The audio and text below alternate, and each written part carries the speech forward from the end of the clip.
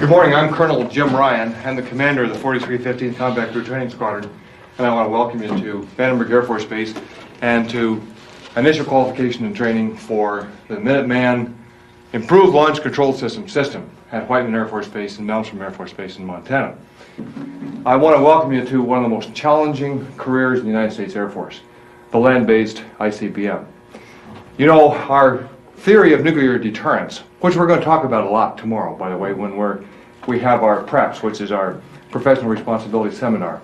I'm going to talk a lot about the awesome responsibility that you're going to have as crew members when you go down deep into the bowels of the earth and are responsible for 10 missiles, each with one nuclear warhead on them, and you could be responsible for your whole squadron's missiles, 50 nuclear weapons, 50 missiles with nuclear weapons on each one.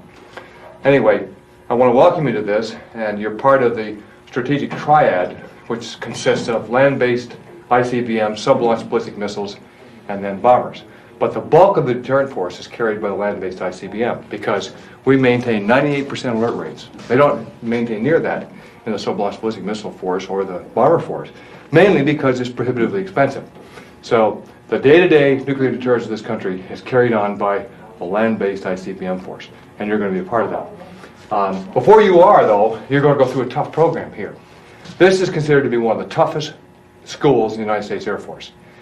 We've had folks here who have come in from pilot training.